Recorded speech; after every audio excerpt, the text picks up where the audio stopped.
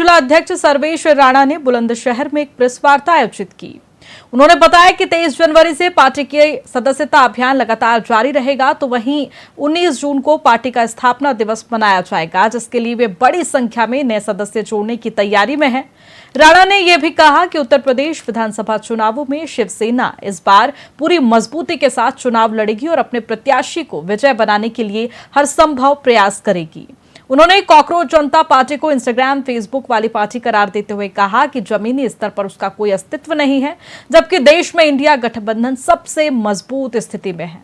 शिवसेना द्वारा एक सदस्यता अभियान चलाया जा रहा है। ये सदस्यता अभियान कब तक चलेगा और इस सदस्यता अभियान में अब तक कितने लोगों को जोड़ा जा चुका है?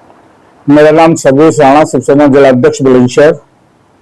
ये हमारा सदस्यता अभियान 23 जनवरी से लगातार चल रहा है। बाला साहब ठाकरे जी की जयंती होती है 23 जनवरी, उस दिन से लगातार चल रहा है और लगभग हम आपका 150 से 200 कार्यकर्ता अभी तक हम बना चुके हैं। हमारा अब 19 जून को पार्टी का स्थापना दिवस है। उस स्थापना दिवस पर हम गांव-गांव जाकर पार्टी के सदस्य बढ़ाएंगे और पार्टी को बाला साहब ठाकरे जी के विचार धारा पर लेकर उनके सिद्धांतों पर चलकर हर कार्यकर्ता को उनके विचारों को बताएंगे। अच्छा, देखिए, इस सदस्यता अभियान से क्या 2027 के चुनाव को लेकर चलाया जा रहा है?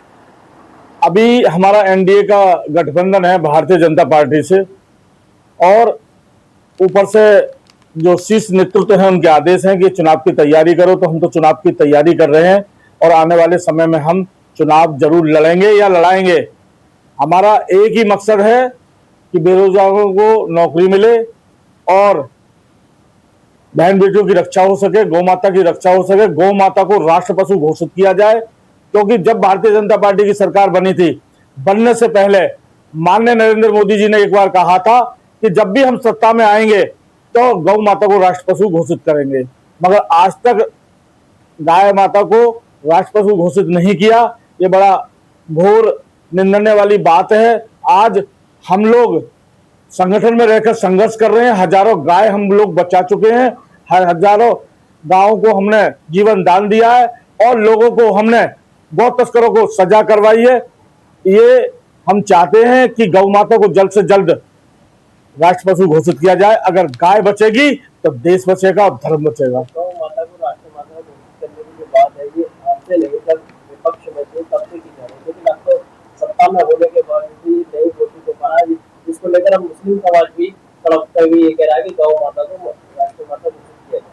हम भी लगभग, मुझे 35 वर्ष शिवसेना में हो गए हैं और लगभग 30 साल से मैं गौ माता को राष्ट्र पशु घोषित करने के लिए मांग उठाता आया हूं और आज भी उठा रहा हूं।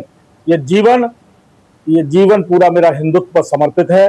गौ माता की रक्षा के लिए, बहन बेटी की रक्षा के लिए, अपने धर्म के लिए लड़े हैं, लड़ेंगे और लड़ते रहेंगे। गठबंधन सरकार को गौ माता हमारा मकसद सिर्फ ये है कि हम ज्ञापन दे देते हैं, अपना विरोध जाहिर करते हैं। शीर्ष नेतृत्व के संज्ञान में है, शीर्ष नेतृत्व जो भी आदेश करेगा उसके अनुसार हम लोग काम करेंगे। अच्छा, उत्तर प्रदेश में कितनी सीटों पर एक अनुमान आपको लग रहा है? लगभग हम कह नहीं सकते कितनी सीटें मिलेंगी। गठबंधन की बात चल रही है। हमारे डॉक्टर अभिषेक वर्मा जी हैं जो एनडीए के समन्वय प्रमुख हैं, और अभी मैं बीच में गया था तो उनसे बात भी करके आया था। हमारे राज्य प्रमुख हैं अभय दुबे जी, वो भी बातचीत कर रहे हैं। तो उम्मीद पूरी है कि सीट इस बार हम लोगों को पक्का मिलेगी।